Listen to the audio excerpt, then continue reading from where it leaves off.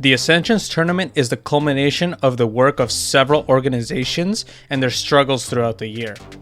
Latin America, Brazil, and North American teams all battle it out in their respective regions to qualify for the Ascensions tournament.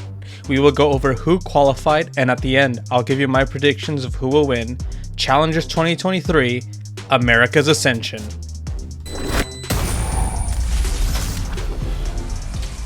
The Guard was one of the first teams that I was rooting for when I started watching Valorant Champions Tour. I knew nothing about VCT at the time other than I wanted to watch. This team, along with favorites Xset and Optic, were amongst the teams that didn't make franchising. And how did this affect them? The only player from the original team to make franchising was Saya Player, who joined Telecom 1, and the coach MCE is now the new head coach of Cloud9. The rest of the team stayed with the Guard, so the team added Tex as a replacement for Saya Player, and they play as good as the previous iteration of this team. Valen, pronounced Val-in and not Vei-lin, is the IGL and the primary smokes.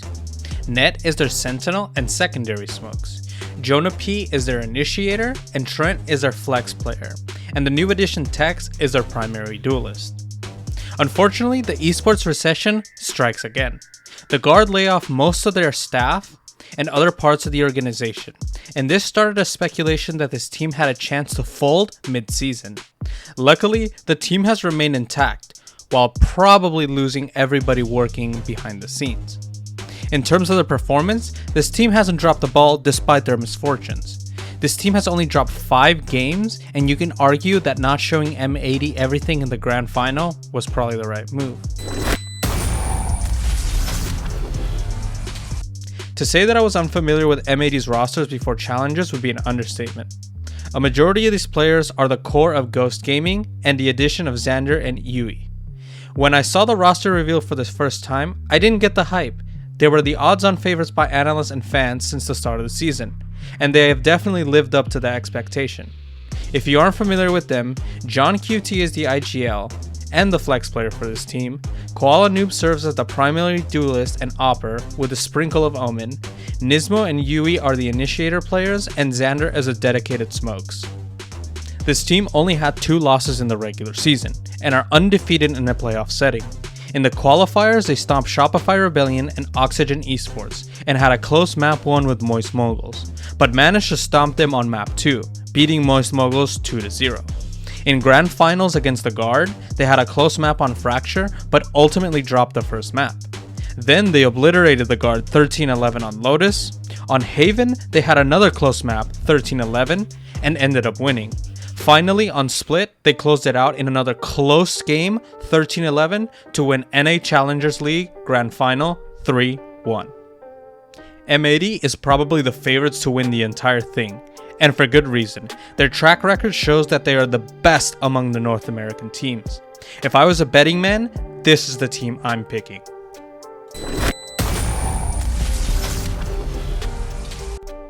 Double O Nation is the runner-up of Challengers Brazil, but they were nowhere near the level of their counterpart, the Union.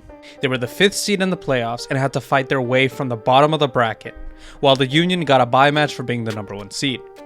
Double O Nation barely beat Liberty 2-0, but then proceeded to beat Keatstars, the number 2 seed, only to lose to the Union in the upper finals.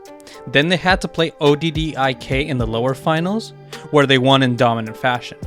Double O Nation's duelist role is primarily played by Zan, but their star player during the playoffs was actually Shion, playing the flex role. Barton is their smokes player, and Artzin is their secondary initiator, and Benz plays KJ and Viper. Unfortunately, they didn't win any of their maps against the Union, and the closest they got to being competitive was on map 2 of the grand finals on Fracture. Overall, my opinion is that Double O Nation is the weakest team in this bracket. They may not be bad players, but the competition in Ascension is very high, and they simply weren't good enough to compete with the Union, let alone be in the conversation with teams like the Guard or M80. Pelo menos a 00 Nation sabe como instigar o time inimigo. 00 Nation, sejam bem-vindos ao Ascension!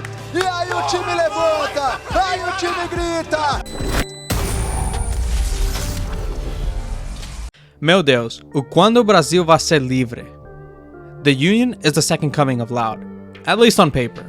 They have only lost 2 games, and I'm not talking about recently, I'm talking about the entire Challengers circuit. They are the sole reason Challengers in Brazil is so top heavy, which is a shame because you would think that it would be more competitive due to the departure of Loud, MIBR, and Furia, but the Union has Challengers on lockdown. In playoffs, they only played ODDIK in the upper finals, then they played Double O Nation, and in the grand finals they had a rematch with Double O Nation, and didn't drop a single map. Askia is their primary duelist, mostly playing Raze and Jet. I'm gonna butcher this right now, but GRVN is the smokes player. Rafa and NTK are the initiator players, and Pank is the sentinel player with some smokes as well. The Union is going to be a team to watch. If you are looking for a Brazilian fans are going to be rooting for, this is the team. They are the biggest competition to the other region's winners, and that's scary. No one ever expected Loud to be good, and given the Union's record, they are on the same trajectory to mimicking their dominance. The Latam region was divided into 2 different tournaments, the Latam North and the Latam South. 9Z is the winner of the South, and Fusion is the winner of the North. Let me add that Latam teams play a far different meta than North America and Brazil. When reviewing matches for 9Z and Fusion, I only saw one Harbor Viper composition. I liked it. I could actually see what was happening in the match and not look at 4 different smokes trying to find out who killed who. I will go more into detail when I talk about each individual team.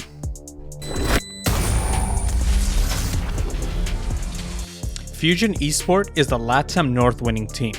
They only played 2 playoff games, both against 6 Karma. This team didn't really struggle much starting on Split 2. They went undefeated, only dropping 3 maps to qualify. Verdi is the star player, and unlike most duelists, he plays Raze and Neon and only playing Jet 10% of the time. EDU is their initiator player. Darker flexes solely on Omen and Breach, and Theory also flexes, but solely on Viper and KJ. And Mitted is a true flex player, playing Sentinel, Smokes, and Duelist. A bit more on that. On Bind, they opted for Raze, Fade, Breach, Brim, Viper comp, which is pretty normal looking comp, and they beat 6 Karma. But Haven is where things got spicy, because Fusion played Neon and Sage along with Viper, Omen, Breach. And in all honesty, it didn't look half bad. The Neon pick generated a lot of first kills on defense and space on attack. Every other map composition this team has looks normal to North American and Brazilian comps, except that they run Raze instead of Jet. That's pretty normal. Now to address the elephant in the room. Por el amor de Dios, ¿qué rayos están haciendo con esta composición? Reina on Pearl? Are you guys crazy? I get that it doesn't matter if you're going to the Ascension tournaments anyway, but trying it out at Grand Finals is either the biggest 5D chess paper Rex move ever, or it is the biggest Grand Final flop of all time. And judging by the 0-3 result against Z9, I gotta say, this is some major trolling.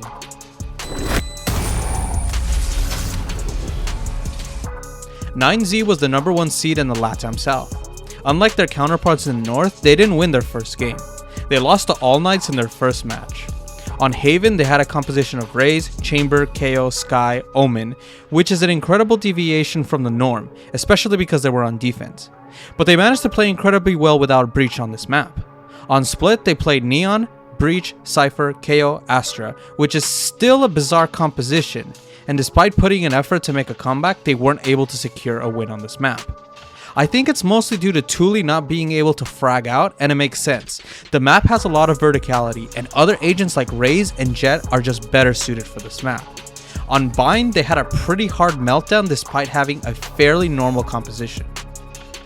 In the lower finals, they obliterated Furious Gaming in a best of 5. On Ascent, they 13-0'd them. Haven was a 13-3, and on Split they tried to course correct the Neon pick from the previous game and move Thule to Raze, and despite him being the top fragger, the team wasn't able to win the map. And finally on Bind, they pulled off a meta composition and played Harbor Viper to send them to Grand Finals in a rematch against All Knights. At Grand Finals for Latam South, They found a rhythm with Rays on split, and were able to win the map. On Ascent, they won with another bizarre composition of Astra, Viper, Sky, Chamber, and Rays, despite All Knights playing a vanilla composition. And on Lotus, they brought it home and destroyed All Knights 13-4. 9Z, despite having a meta-adjacent composition, still looks like a contender, beating Fusion 3-0 in the North vs South game, and this shows that they can also be contenders. Por favor, tengan un buen equipo. Ya me estoy cansado de tantos equipos norteamericanos siendo los únicos que ganan en torneos internacionales. The Ascensions tournament will take place in Sao Paulo, Brazil. The format is split into two groups. Group A will consist of the Union, M80, and Fusion, and Group B will consist of 9Z, Double O Nation, and the Guard. The group stage will be played in a best-of-3 round robin, and the winningest team from each group will receive a bye for the double elimination bracket portion of the tournament. My prediction for this tournament is that M80 or the Guard will be the winners of America's Ascension. It may be NA biased, but I truly believe NA is playing on a different level. And my third would have to be the Union. Am I right? Am I wrong? Tell me in the comments below who you think will win the tournament and join the partner teams in Tier 1. If you like my content and want more, be sure to subscribe and ring the notification bell so you can be informed of new videos and maybe some VCT watch parties in the future. Thank you for watching and have a good day.